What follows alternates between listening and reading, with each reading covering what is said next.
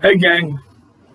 I started my last tape off with good morning, good evening, and I don't want to repeat myself because I don't know what time of day you're watching this.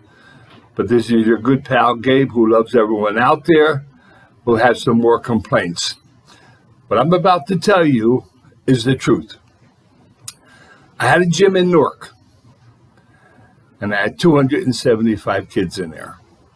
But the reason I brought this up at this point right now is because most cities, and Newark is the biggest in the state, don't do enough for our children today, meaning our young kids. We have no problem locking them up, but we have a major problem with boys clubs, gyms. When I was a young kid, we had playground teachers. We had organized sports. We had a lot of things going for us. But today, they use the playgrounds in Newark for parking the teachers' cars because most of the time they get stolen outside. And I think at this point right now, we should do more for the youth of the city, and probably would have less crime and they would have a better opportunity to do things.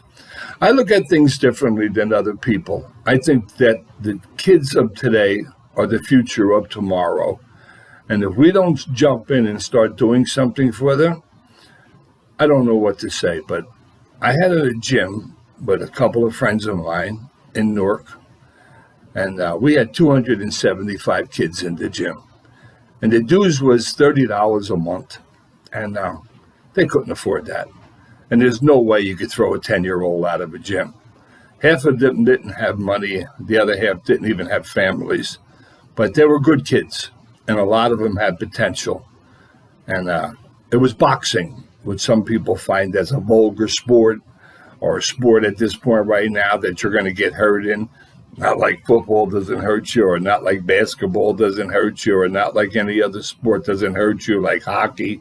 Most of the players have no teeth. But honestly and truly, I'm not talking negative about anybody. I'm trying to explain this situation.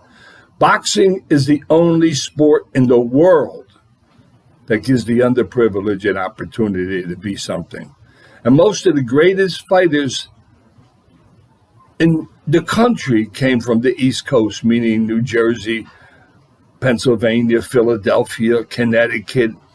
And there's so much talent out there, it's pathetic. But one day in my gym, which I didn't have enough money to continue to keep it going, I brought down several politicians.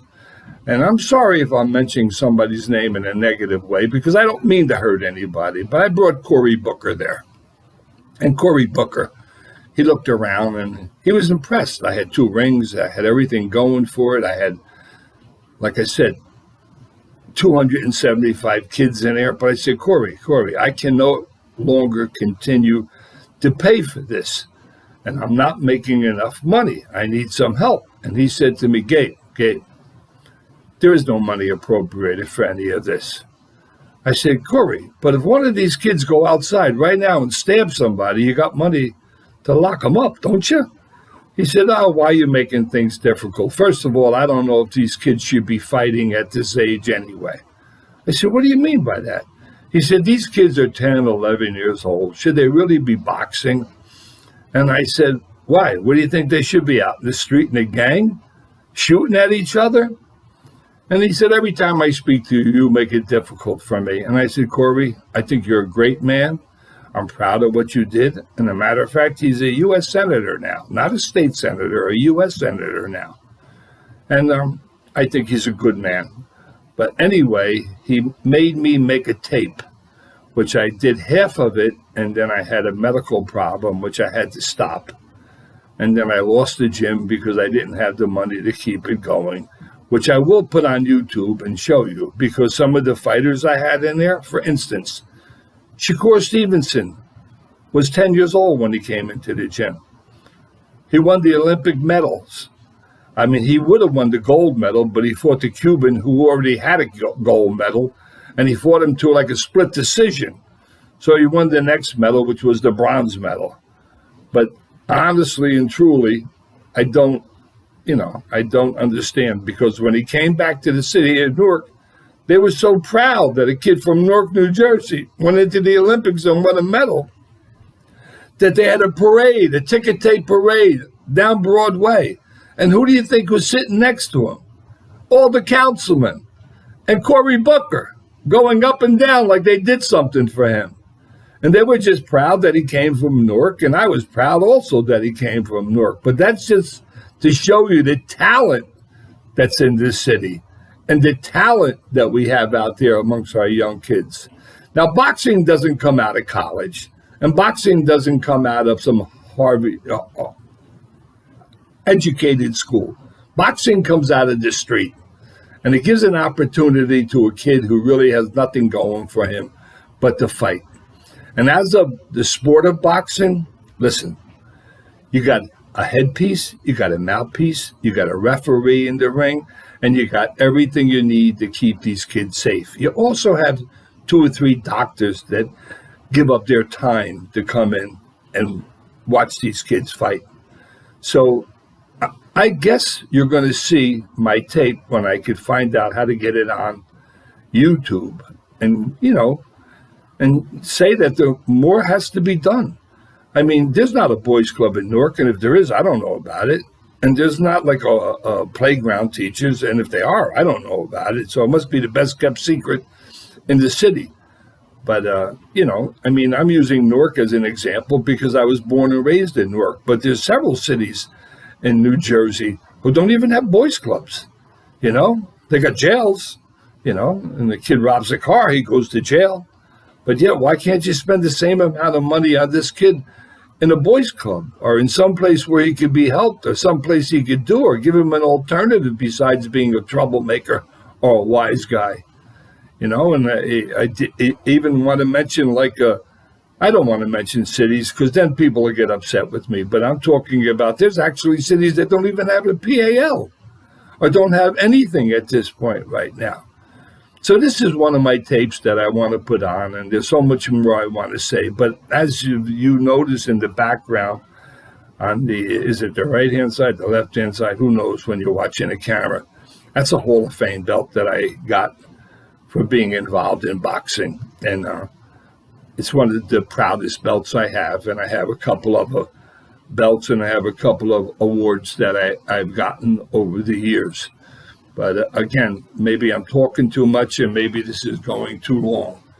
But I'm saying at this point right now is you want to eliminate half the crime out there, start doing something for these kids besides locking them up. Now, you get a kid 13, 14, you put him in a juvenile home. What do you think he's going to be with?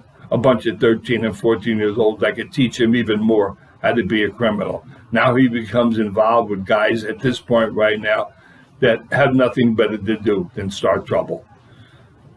But there's so many things I want to talk about. That's why I love YouTube, because I don't really write too well. I don't spell at all. And I have no problem speaking. So the truth of the matter is, this is one way I could, express myself on some of the things I should be talking about. But you're going to see my video on. I'm going to try to hook it up with this conversation and show you the kids that fought out of my gym. Vito Manicki, great kid, lovable kid. He came to my gym when he was 11 years old. And the first day he came in, he started crying. And his father said, "You better shut up and not cry, because I paid for the month and you're going to stay here and learn." Within 2 months, he was beating everybody up in the gym. He was smart, he was quick, and he was great. And he's fighting on TV today, And I love the kid. And somebody said, "Well, what do you get out of it?" Satisfaction. You know what it is when he fought his first fight in the Prudential building and won, and then got out of the ring and came over and hugged me? That's irreplaceable, or maybe I don't say it the way it's supposed to be, but that's something that you can't buy. Now, again, I love everybody out there. I wish I could say more, which I have a lot to say, and everything is going well for Gabe. Hopefully you guys will subscribe to to my channel. Give me as many hits as you can on my channel, and tell people about my channel, because the next thing I'm going to talk about is prescription drugs. They're out of control. So keep tuned, keep watching, and I'll get back to you as soon as possible.